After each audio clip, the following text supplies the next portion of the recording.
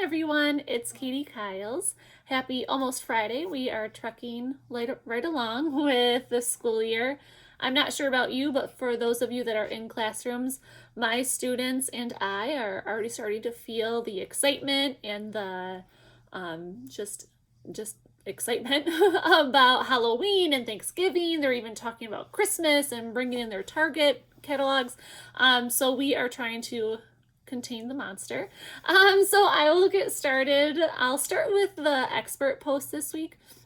Catherine, she reiterates that Tompkins believes that fluency is crucial for readers and writers, and to focus more on developing meaning when they are actually fluent, instead of spending more time and energy on decoding and spelling of the words when they're reading and writing. To be completely fluent, they should be marrying sight words with their phonetic knowledge to read with automaticity. Prosody is a subcategory of fluency. That's when you are reading with expression and changing your voice and the tones in your voice when you're asking a question or when something is in bold or in all caps. And she was saying that that enhances meaning, and it also shows that students understand grammar. They know that when they get to an exclamation point, their voice should, inside their head, get a little bit louder. When they get to a question mark, their voice should go up like you're asking a question in conversation. Catherine also said that by the end of third grade, fluent students, should be reading about 100 words per minute.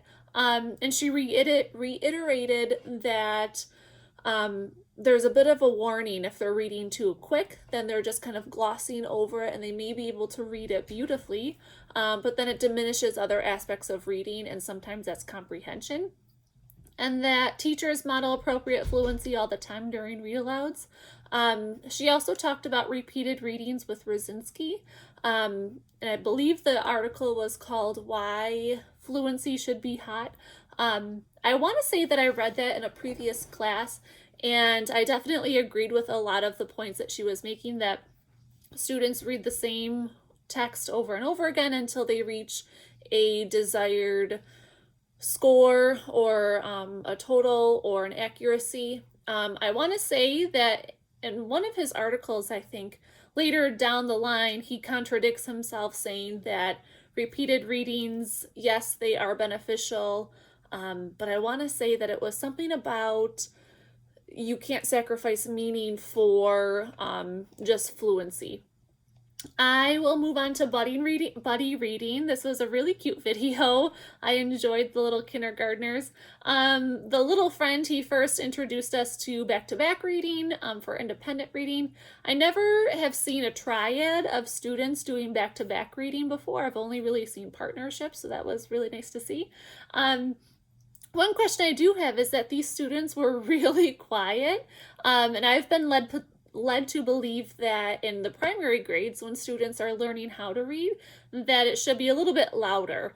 So maybe they were just coached to be really quiet for the video, but just a little side note that I discovered.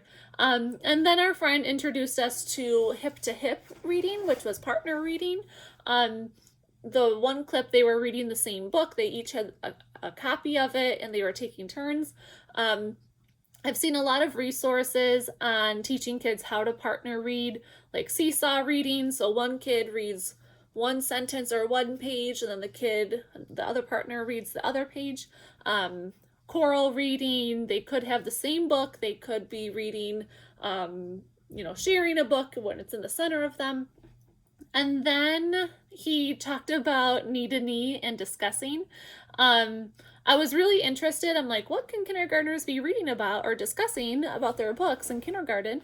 And I immediately was thinking, I wonder if when they were initially starting knee to knee and discussing, if they had sentence stems or if they were told to talk about these three things. I've taught lessons where students are supposed to do something at the end of the book, and normally they have like a little bookmark or an anchor chart to kind of coach them along and serve as a reminder. There's an anchor chart in the classroom. But I did hear them asking questions. What did you like about this? So that was really cute to hear. And then I will move on to Tompkins. She defines fluency on page 186 that it is the ability to read quickly, accurately, and with expression. And to read fluently, students must recognize most words automatically and be able to identify unfamiliar words easily. Excuse me. She then moves on to automaticity, and with automaticity, you don't have to think. You just kind of do it unconsciously, almost like you could do it in your sleep. And that truly automatic students should be achieving about 95% accuracy. They should know about 95% of the words that they are reading. Sorry, that's my dog. She also stated that adults, they read around 250 words per minute, and I thought that was interesting. Sometimes I think that I'm a little slower than that. Sometimes I'm like, wait, only 250 words? And then she went on to discuss that fourth graders need to know at least, or she believes that fourth graders need to know at least 300 of Eldridge's sight words to be automatic readers. My only question is, how does this compare, Eldridge's sight word list? How does it compare with Fry's or the Dolch sight word list? I know that there's a couple different lists that are floating around, and each school is different. But I'm just wondering if there's any research about which system is the best to use. The procedure that she introduced for teaching and instructing students with those high frequency words, I don't have it right in front of me, but it said something like read the word, say the word, write the word, read it again, spell the word, check the word. And it just reminded me of the Orton Gillingham way of teaching sight words. They call them red words. Just a connection that I have. And then something that I've never heard of before, but I've used, is decoding by analogy within a text. So if you know all, then you know ball, then you know tall, then you know small. I just never knew that the term was decoding by analogy.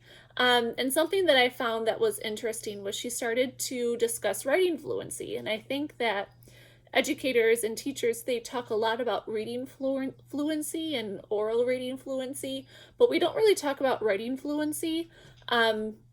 She said that it's typically developed by fourth grade, and just like reading, there are some subcategories like automaticity, speed, and then writer's voice, like the way that the author writes.